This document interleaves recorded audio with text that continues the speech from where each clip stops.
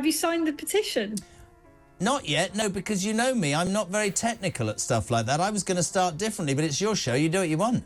He has no plan, he has no conviction, he has no backbone. I don't buy this government at all. It makes me furious with the shambles that was the Tory party. I can't see it's going to make it actually going to force an election. And in fact, even if the entire adult population signed it, it wouldn't legally force anything. Isabel Oakeshott just dropped a bombshell on live TV, exposing Keir Starmer's darkest secret. The Labour leader, once hailed as the party's savior, now faces a crisis that could end his political career. But what exactly did Oakeshott reveal?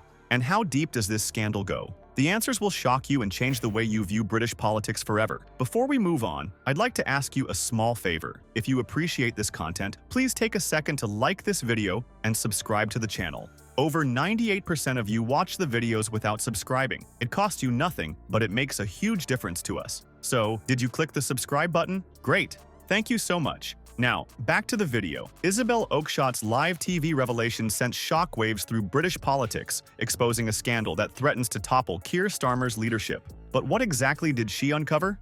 The answer lies in the coastal town of Southport, a crucial battleground in UK politics. Southport, with its mix of affluent suburbs and working-class neighborhoods. I mean, I'm not pretending it's going to actually in some way trigger an election. I mean, unless... So there are about 40 million people who are eligible to vote in this country. This thing is getting ahead of steam, and I think we've all got to pile in. And all right, let me play devil's advocate. Let me play devil's advocate. I am absolutely with you and the millions of people who think this bloke is a disgrace. But what it is just a big message, isn't it? It's just a message to this lousy lot about just how much they are utterly despised by how many people. Has long been a bellwether for national elections. It's here that millions of pounds in public funds earmarked for local development projects have mysteriously vanished. The money was meant to revitalize the town center, create jobs, and boost the local economy. Instead, it's left a trail of unfinished construction sites and broken promises. As news of the missing funds spread, anger in Southport reached a boiling point. Residents who had pinned their hopes on these projects took to the streets in protest. Local business owners, already struggling in the wake of the pandemic, demanded answers. The atmosphere in the town turned from disappointment to outrage as more details emerged. But the real bombshell came when Oakeshott presented evidence suggesting Starmer's potential awareness of the situation. Emails and meeting minutes hinted at the Labour leader's involvement in discussions about the Southport projects long before the scandal broke. One particularly damning document showed Starmer had been briefed on financial irregularities in Southport months ago, yet no action was taken. As the investigation deepened, a pattern of alleged cover-ups and whistleblower silencing began to emerge. Former council employees claimed they were pressured to keep quiet about the mismanaged funds. One ex-official, speaking anonymously, said, "We were told it would be handled internally, but nothing changed, and the money kept disappearing." The full extent of the scandal is still unfolding, with new revelations coming to light almost daily. But we cannot fall for the BS that the king is going to get involved. This is not going to change the government. Yes, it will absolutely, Isabel, say to this government, globally and at home, not very popular. It's not going to make any difference, though, is it? Come on. I remind myself that very many people didn't vote Labour at the last election. Yeah. I'm not surprised that many of them want a rerun. That isn't how our system works. There would be plenty of people who didn't want us in the first place. I mean, just ridiculous. I mean, Nigel Farage is one of the most popular politicians in the country. That's why millions of people voted for him and his party at the last election. Questions are being raised about how far up the Labour Party chain of command the knowledge of this mismanagement went. Was this an isolated incident of local corruption or a symptom of a larger problem within the party? But for Keir Starmer, the Southport scandal was just the beginning of his troubles.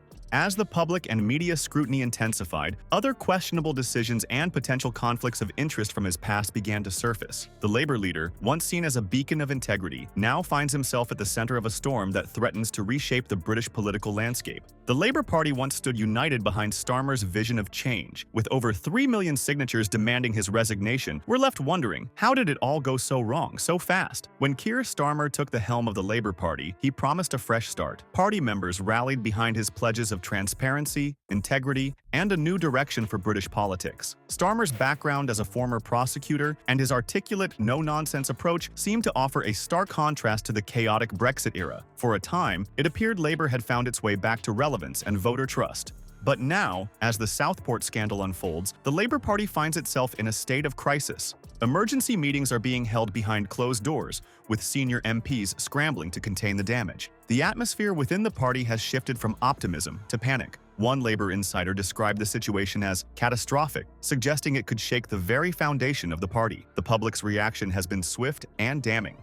An online petition calling for Starmer's resignation has gathered over 3 million signatures in a matter of days. This unprecedented level of backlash reflects a deep sense of betrayal among voters who had placed their trust in Starmer's promises of change. The potential long-term damage to Labour's credibility cannot be overstated. Political analysts are already drawing comparisons to historic scandals that have taken years for parties to recover from, if they ever do. The party is hemorrhaging support, with donor contributions drying up and membership numbers plummeting. This financial hit couldn't come at a worse time, with a general election on the horizon. Internal divisions within the party are becoming increasingly apparent. Some Labour MPs are publicly questioning Starmer's leadership capabilities, particularly his handling of critical issues like immigration and the economy. Others are staunchly defending him, creating a rift that threatens to tear the party apart. These conflicting statements only serve to further erode public confidence in Labour's ability to govern effectively. The implications of this crisis extend far beyond the Labour Party. It raises serious questions about the state of British politics as a whole. Can voters trust any political promises? How can faith in the democratic process be restored when even those who claim to champion integrity are caught up in scandal? As the Labour Party grapples with this existential threat, new questions about Starmer's personal life are beginning to surface. These emerging revelations threaten to deepen the crisis and further complicate Labour's path to recovery. The coming days will be crucial in determining whether Starmer, and indeed the Labour Party itself, can survive this political storm. The Southport scandal has shaken British politics to its core, exposing deep-rooted issues within the Labour Party and casting a long shadow over Keir Starmer's leadership. What began as a local funding controversy has snowballed into a national crisis, leaving voters disillusioned and demanding answers. The Labour Party now faces an uphill battle to regain public trust, with its very future hanging in the balance. As this scandal continues to unfold, we're left with pressing questions about the state of our democracy. Can any political figure truly be trusted to deliver on their promises? How can we ensure accountability in a system that seems increasingly opaque? The coming weeks and months will be crucial in determining the long-term impact of these revelations on British politics. One political analyst warns, this is no longer just a political scandal. It's a profound violation of public trust, and voters are demanding accountability. As citizens, it's more important than ever to stay informed and engaged. Consider signing petitions for independent investigations and participating in discussions about political reform. The future of our democracy depends on an active and vigilant electorate,